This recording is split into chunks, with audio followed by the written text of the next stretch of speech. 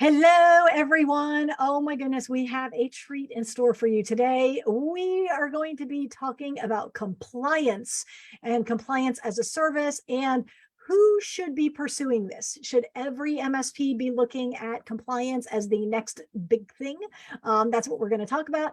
I've got Tim Golden. He is the founder and president. I don't know. I took notes and that was 10 minutes ago. CEO and founder of Compliance Risk.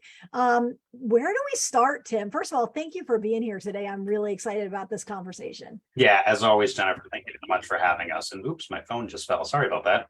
Thank you for having me. Yeah, I am the founder of ComplianceRisk.io, CEO, Chief Cook, and Everything Officer, right? So, but yes, thank you so much for having us. And your first question, repeat it one more time, just so I can make sure I'm answering it appropriately. Where do we start? Where do we start to learn about compliance? It feels like this mammoth topic that I could buy 40 encyclopedias on, and maybe in 10 years I'd finally understand it.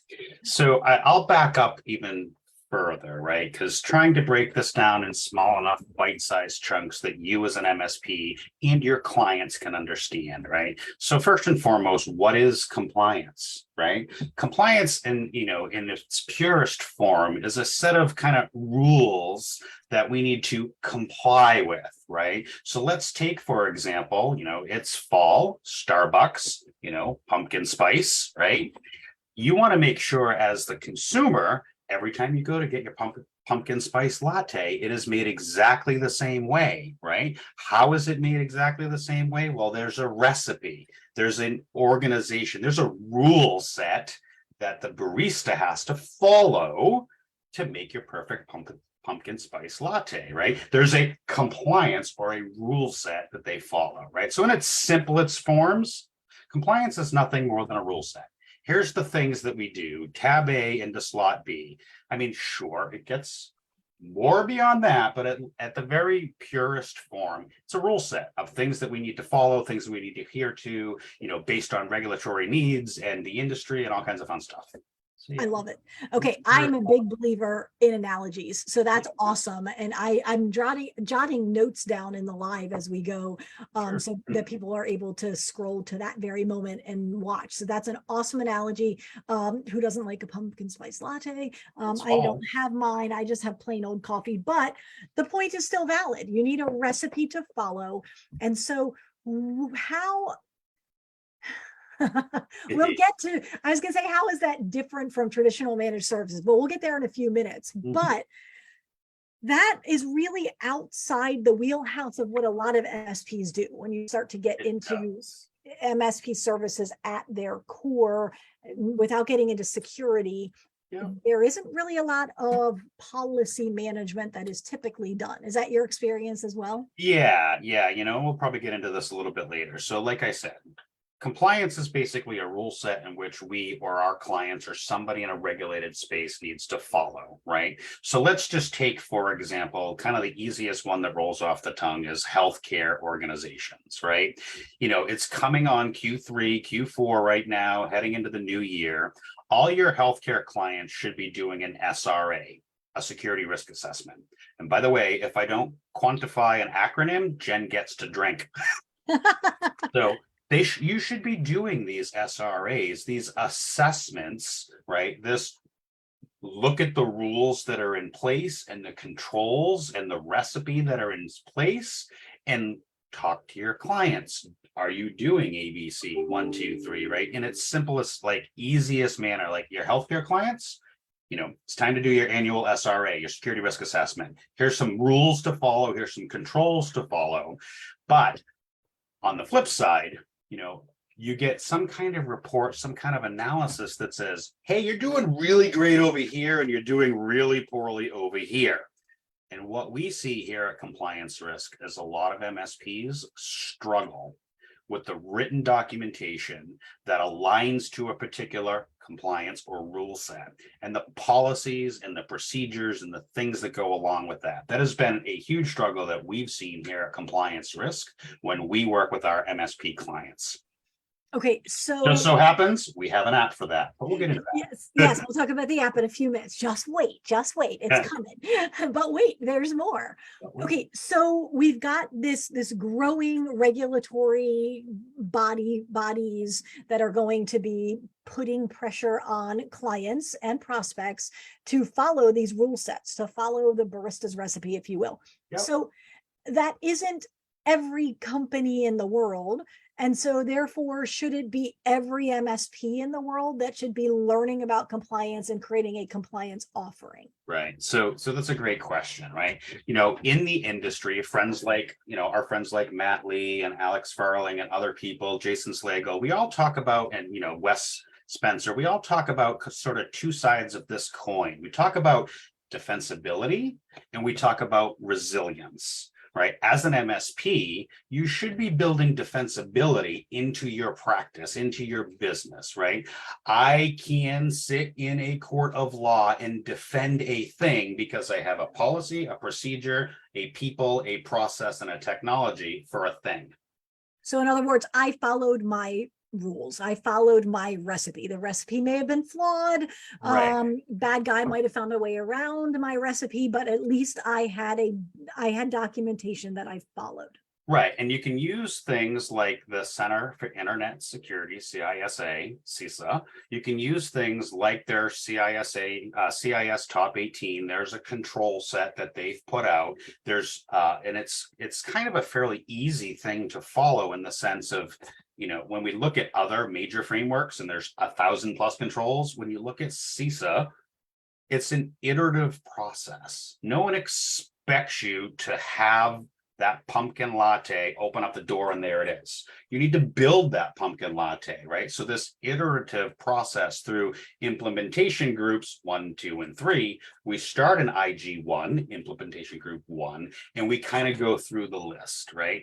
Do we have data? Do we know where it is? Do we inventory our stuff? Do we train? Like, we go through these lists and then we build on and we build defensibility. And as we're building the defensibility, we're becoming more cyber resilient as an MSP, right? We know about the breaches. We know MSPs are getting targeted, right? The more you can build your defensibility using compliance frameworks as a guideline, the more cyber resilient you as an MSP become, and thus protecting your clients.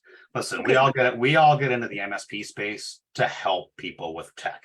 All us really smart, geeky people like, hey, I can make money at this. Great.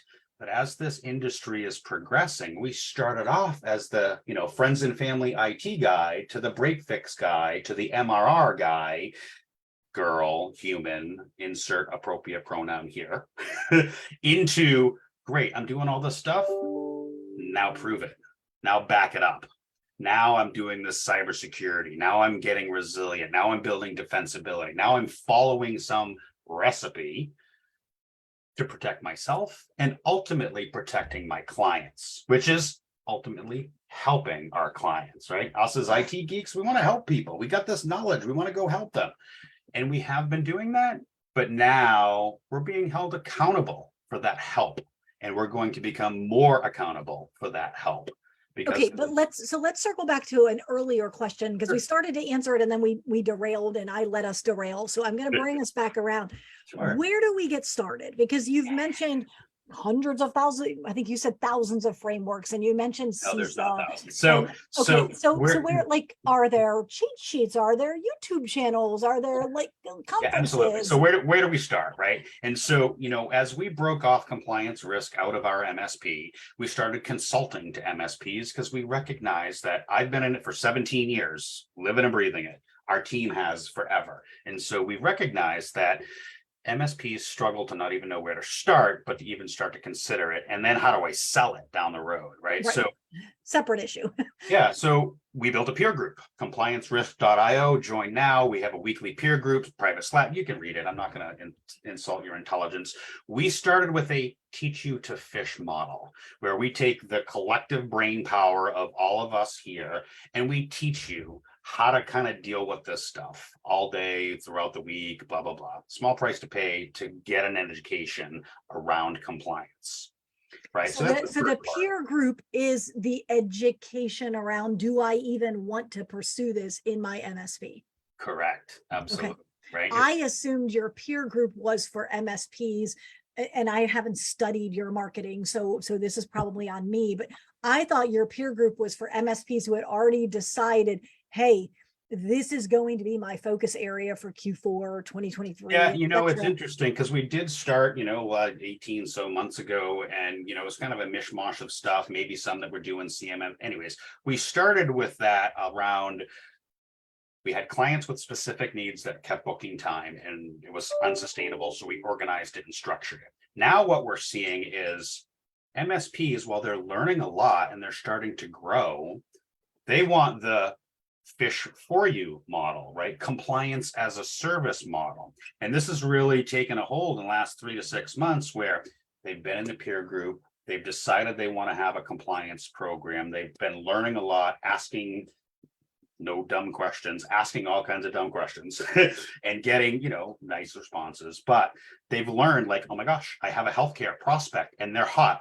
Can we get them on a call? But I don't have the bench strength. I don't have, I feel okay, but I'm not okay enough. Great. Compliance risk can come in as that three-legged stool, give that compliance as a service, that white labeled compliance as a service. We come in as your compliance arm of your MSP.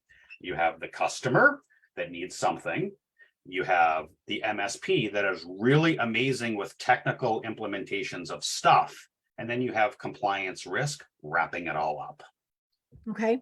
So your peer group is to determine in part whether or not the MSP wants to pursue compliance. Yeah, so that's without a giving small part. away, yeah, okay. So then without giving away your entire secret sauce, I'm not asking you to do that, but what are some areas that an MSP becomes aware of and they say, because of that thing or those things, I don't want to pursue compliance? Right. So CMMC is the big scary one that everybody has been talking a lot about in the last, 3 years, 18, 26 months or so, right? There was a big push 2 years ago. CMMC can make millions of dollars until they started to figure out like what it takes to actually get not only your own house in order, but your client's house in order. And let's just shelve the whole like nuance of the CMMC program and what they're doing. Like, let's just shelve that because whatever. At some point, defense contractors will need to adhere to some compliance framework and they will be audited against that. You as the MSP will most likely fall into that pit, right? And so the decision factor for an MSP is, do I want to take this vertical on or not? And if I do, the ROI around it, right? A lot of MSPs go after healthcare. They go after legal, they go after veterinary, they go after CPAs, other B2B kinds of things. And those all have some kind of risk framework that they can adhere to. RMF, risk management framework that they should be adhering to, right? Are you a California MSP? Are you doing your California privacy protection assessment at least annually and know what's there? Are your clients in California? Or any of the other 30 some odd states, 42 now, that have a privacy framework? A privacy framework is a compliance framework. You should be at least starting to get your own house in order. And it doesn't have to be hard or scary. That's where teach to fish or fish for you comes into play. Okay, so that's a great segue because you don't even have my list of questions in front of you. So the teach to fish, I've got that to some extent, but the fish for you. So this is your like your compliance as a service, Yep. and you do some sales support, right? I do.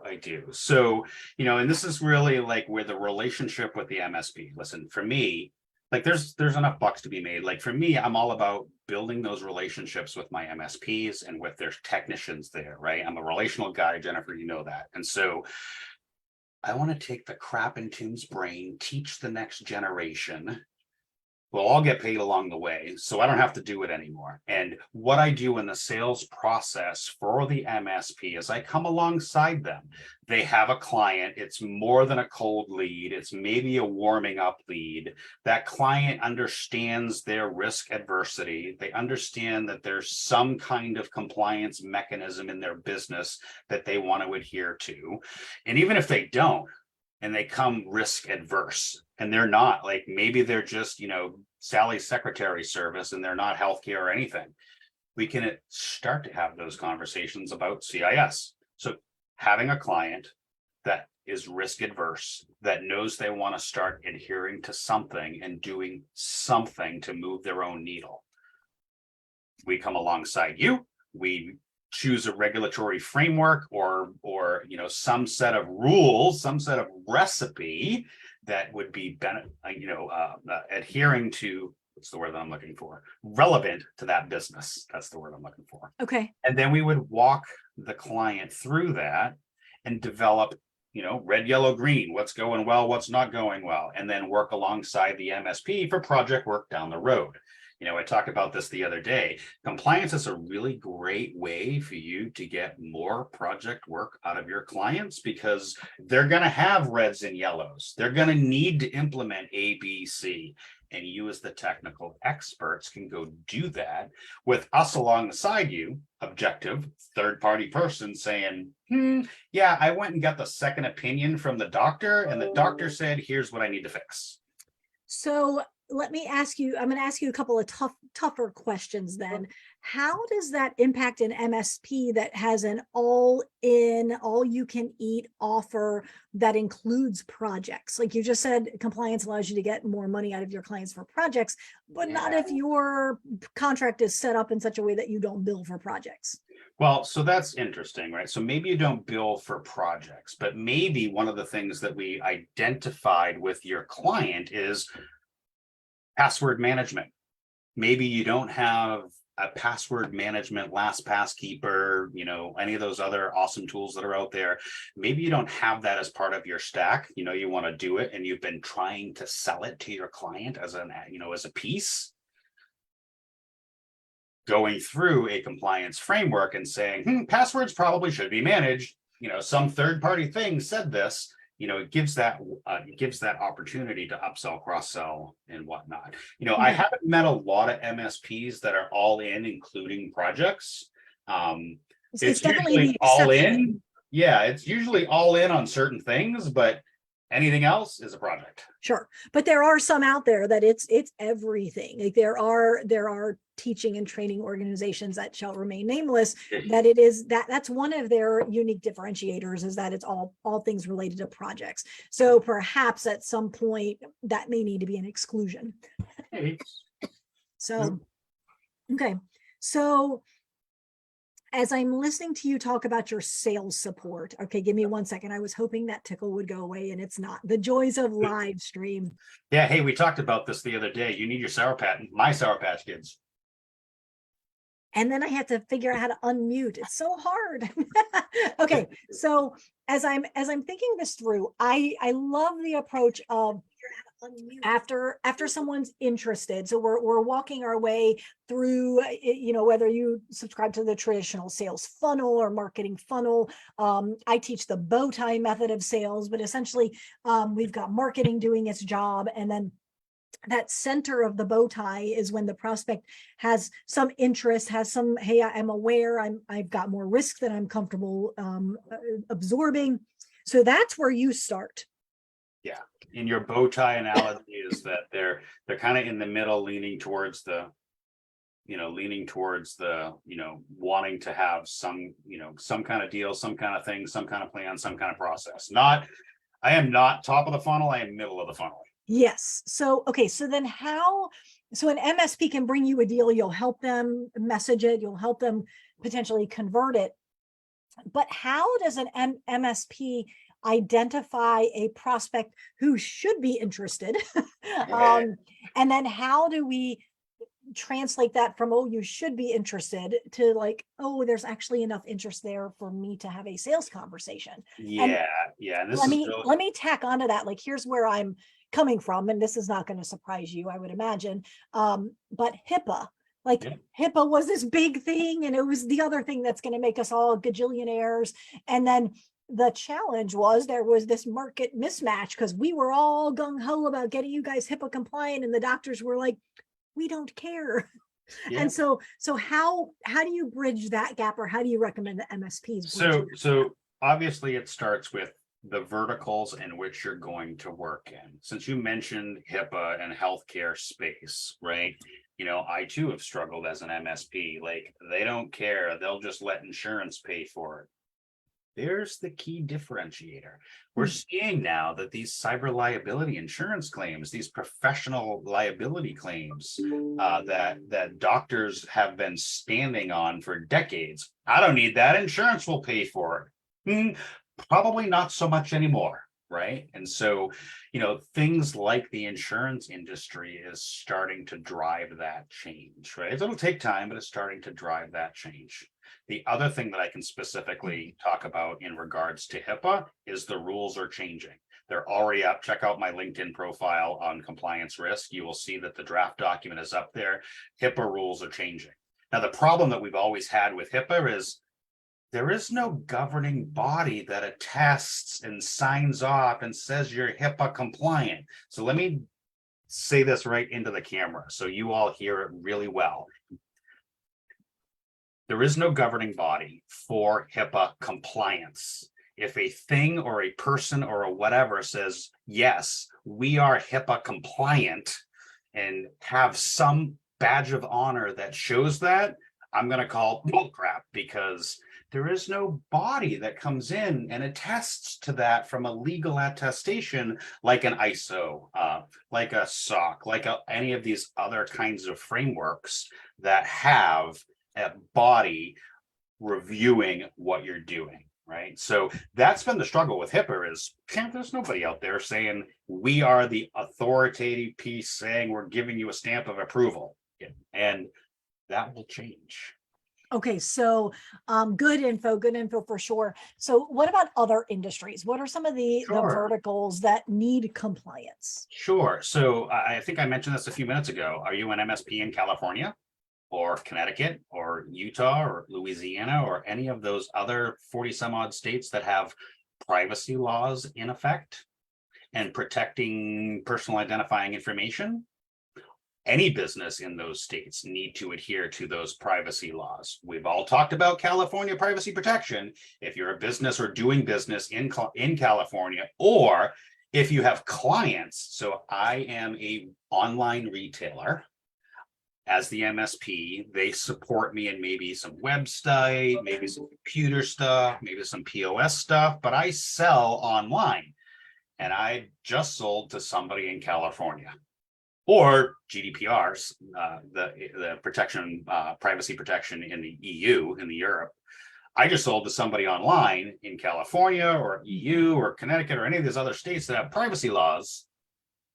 What are you doing to protect that data? Okay, so you now have a privacy compliance framework that you need to adhere to. So we've got California, we've got EU, we've got New York. I mean, there's quite a few, but what about like industries? So we mentioned medical and HIPAA. What else? So the defense supply chain, right? Okay.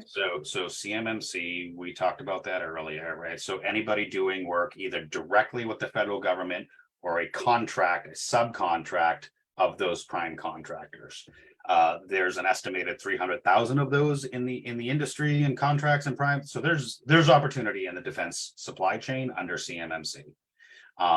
Manufacturers, a lot of these manufacturers want to do, ISO 27001 or other international standards to get their product certified internationally. So there's those kinds of manufacturers. We talked healthcare, legal. I love the legal profession, right? So, well, I love them and hate them. Lawyers are fun, but great, but not so great, right? They charge a lot, but never want to pay. I think that's what we hear, right? So lawyers have ethics that they need to adhere to, right? And some of those ethics actually specifically call out technology and cybersecurity things. Go do your homework. I'm not going to give it all to you here, or join the peer group, and I'll show you where all that stuff is. So are you finding, like, if you were to broad brushstroke across all of the MSPs, let's just say in North America, which we could get into arguments about how many that is, but whatever that number is, what percentage of those MSPs do you feel have a viable opportunity with compliance given their existing client base, not net new, but existing clients? Do you think it's 50%? Do you think it's 20%? Yeah, that's a hard question to answer, right? And I would flip that on its head and I would say, of the let's say 10,000, pick a number out of my nose. Out Yep. of the 10,000 MSPs, there's probably 20 to 30% that are mature enough to bring this forward. And I don't mean this in a derogatory way, but if this was me, 17 years ago, and I was like fixing my mom's computer, and now I have a little break fix shop down the street, and like 4 months later, I'm figured out MRR, probably not quite mature enough to bring forth a full compliance program. Now, there are significant numbers of MSPs that are mature that recognize that there's an opportunity here that go after markets and verticals that have a compliance or regulatory need. Those are the people that I'm working with. Got it. Okay. And so let me ask you for your crystal ball on a different topic. And it's the prospects. So of the hundreds of thousands of companies who could be concerned about compliance and should be concerned about compliance, how many of them are actually aware today that there is a challenge they should be attempting to address? So we talked about CMMC and the defense contractors. They are aware. The pieces with the health. Okay, let's stick with CMMC for a second. Okay, so Sure. you're a defense contractor. You're aware the government has been doing a very solid job at making sure you're aware. But how many of those companies, okay, maybe they're doing a governmentally adequate job of making sure those companies are aware, but how many of those companies have actually taken steps to start the conversation? Yeah, so that's a really great question, and I think there was a number. So part of the CMMC process is submitting a, security score, a score to one of the right. government tracking systems. I won't throw more acronyms. There's a scoring mechanism against the controls. It comes up with a number. You submit it to the feds. They're anticipating 80,000, whatever. Roughly only like 20. I think the last time I saw the stat, it was like 20 to 22% have done it. Which leads 80 some odd percent that haven't done it. And they missed a deadline, And correct? they missed 2 deadlines. So what is there any data out there to say, okay, 80% of people did not submit their score? Yep. And I appreciate the not using any more acronyms than you absolutely have to, because it very quickly becomes acronym soup. And when you have to stop every sentence to define something, it makes it. Says the dyslexic guy, right? Yeah, right. Okay, fair enough. So 80% of people didn't even do the thing there was a deadline for. Was it because they didn't know there was a deadline? They didn't think that the deadline would be enforced. They didn't know how to answer the questions. Like, what do you think the reason for that is? All of those things. Okay. So and we've had lots of debates about this. Our friends at Summit 7, Jake and Warren, we've had lots of conversations about the why. We hear a lot about with defense contractors on the hurry up and wait, like the government doesn't know and things change and we're just going to wait. Sure. And the reality is to roll out a solid, CMMC program, and potentially switch MSPs to those that are listening on this call that want that work, right?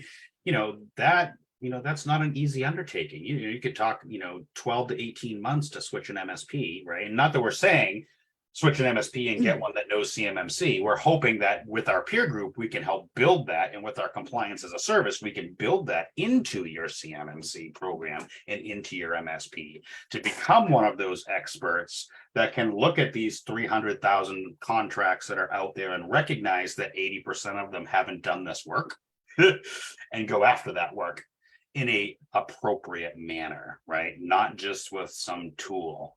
I'm always going to harp on the people and the process. Tools are last. Tools just make you a little more efficient, right? It's the people and the process that we can help bring that to you. So yeah, CMMC, it's not going away. Okay, so a few minutes ago, we were parking on data privacy and how that is impacting specific states and specific regions, specific countries. So I want to talk about two terms. One of the terms is compliance. The other term is data privacy. Do you feel like there is one that's a better angle for MSPs They're to intertwined. approach? They're intertwined. Okay. They're intertwined in a sense, right? Because, NIST, National Institute of Standards and Technologies, NIST has a privacy framework, right? They have a way of walking through protecting privacy. If you look at, I don't know, pick any industry, any vertical, an organization doing contract work for state, local, or federal governments, they need to go through, these kinds of compliance programs, FedRAMP or otherwise. There's a privacy component to that. When you talk about financial organizations, things that have to report to the SEC, right? When you talk about CPAs or that financial industry, there's a huge privacy need there. But I'm okay, dealing with people's financial data stored on my Dropbox, unprotected on a machine that I just walked away from in Starbucks while I got my pumpkin latte. and that's what I'm wondering. So not necessarily where should MSPs start down the path and what should they be attempting to educate themselves on? I'm more thinking for those MSPs that are attempting to have conversations with their clients and prospects who should care about this. Do you feel like the messaging is easier to be received if you talk compliance, or is the message easier to be received when you mention data privacy, or do you think there's no difference? I always think the message is clearer in speaking in terms that they can understand and using, like we said, the analogy, right? Pick a vertical. I don't know, pick a vertical, Jennifer. Give me a vertical. Defense contract. No, we already talked about that. Pick something else. Mm. Auto dealerships. Okay, sure. Auto dealerships. Great, right? So I'll just pick one. So my vertical as an MSP is an auto dealership, and I want to kind of get them into some kind of thing, compliance, privacy, whatever, it doesn't matter. I want to build that defensibility into that auto dealership and all the ones that I support, right? I want to build that cyber resilience and that defensibility. So I could walk in and talk to the GM and be like, hey, we're doing this thing. We want to protect your business, and more importantly, we want to protect your clients' data. Right? You have that terminal there. You have all your customer information. I bet it has a CRM in there because I used to work for a car dealership, and I know that I would put notes in there like pain in the ass customer or really great customer. You want to protect that information. You want to protect the privacy of not only your technicians and what they're typing in, but also the privacy of your individual clients, right?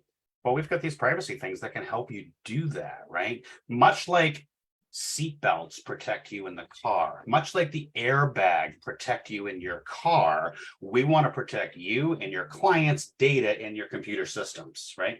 So in that example, you feel like data privacy and data protection is a better angle than, hey, we want to make you become compliant.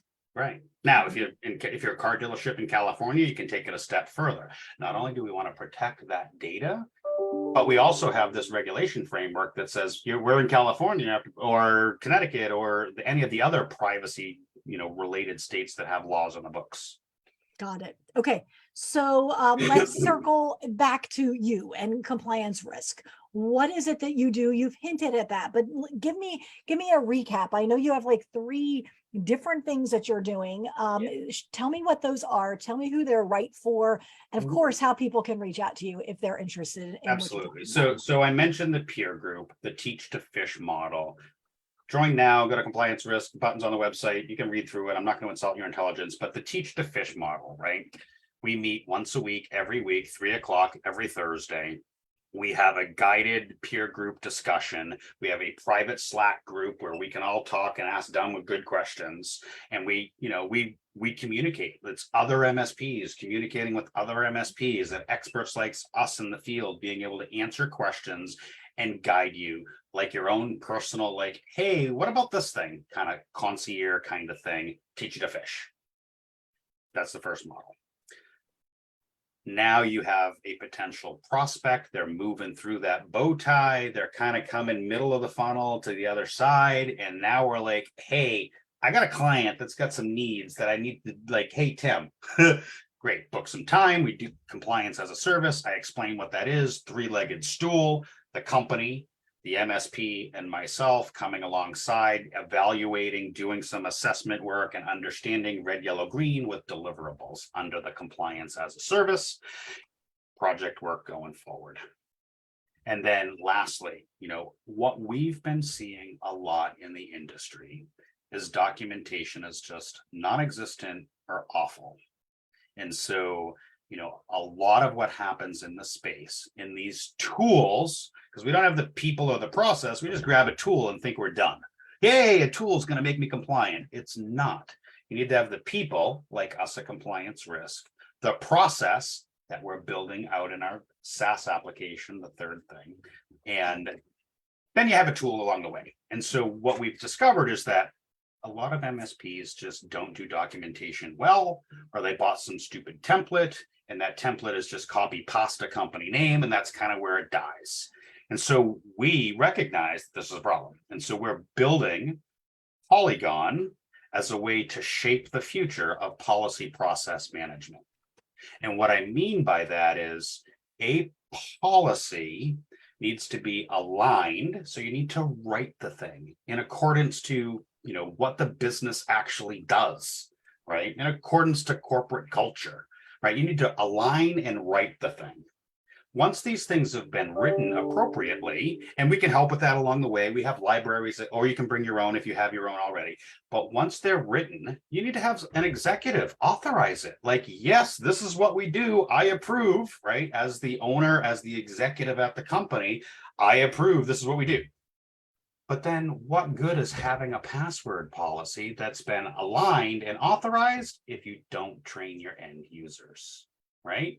So we go through the whole adoption phase as part of our SaaS platform, automating all of that stuff. Hey, Jennifer Bleam, we just put out a new password policy. You should go read it and adopt the thing so you know what you're being held accountable for in protecting passwords. So alignment, authorization, adoption, and lastly, you should review these things on a regular cadence, that assessment piece. I mean, I I was talked going to to say review does not start with an A, so I cannot comply. assessment, right? Okay, Assessment. okay. And so I talked to a client the other day. They haven't updated their employee handbook in 14 years. I saw that. Really? I do think some E&O laws have changed in 14 years. Maybe just a couple. But the reason why is because they didn't remember. They didn't have a reminder. They weren't told to go do it. Polygon will put those reminders. If you're an MSP selling this in a multi-tenant SaaS application, it'll put a reminder in your ticketing system. It'll send an email if you choose that method. And eventually it'll send a Slack message. Hey, 30 days from now, you should go look at this thing and do something with it, whether it's by PSA ticket, whether it's by Slack, whether it's by email. You get something that says you should go do this thing at some time here in the future. And what is your website? Because you've referenced it a couple of times. I think I have it. So compliancerisk.io. Okay, perfect. Polygon, the app that we're building and launching here in November. We have an early adopters program for those that want to contribute and be part of this and take your policy to the next level through an automated, safe, secure, multi-tenant, SaaS-based application. Tied into ConnectWise today, eventually enable and all the other PSAs down the road.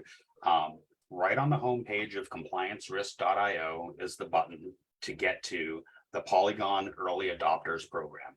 And as an early adopter, you're going to get very special discount prices and NFR for you to use it on your internally on your own, because we want you to be able to do this on yourself.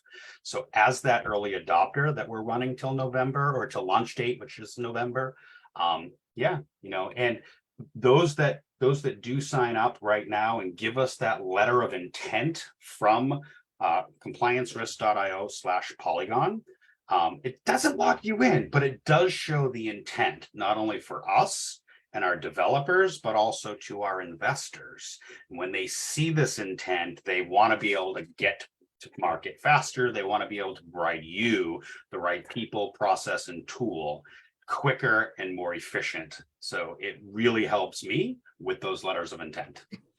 Excellent. Doesn't lock anything in. It basically says, I intend to use the product and I'm going to get a discount because of it, because I'm showing that intent before product launch. Amazing. Tim, thank you so much. I know your time is super valuable. We are almost at the top of the hour. So thank you for your time. I appreciate it. I feel like I've got a better understanding of compliance and a definite path forward. So Awesome. MSPs, if you are watching this, go to compliancerisk.io, learn more about Tim's offering and the ones that are coming soon. So Awesome. thank you again for your Jennifer, time. thank you so much for the opportunity. I love being able to come on. I love the interaction. It's always fun. And, everybody, it's Thursday, one more day. We got 5 minutes back. You could probably close a ticket in that time. There you go. Go make it happen. Thanks.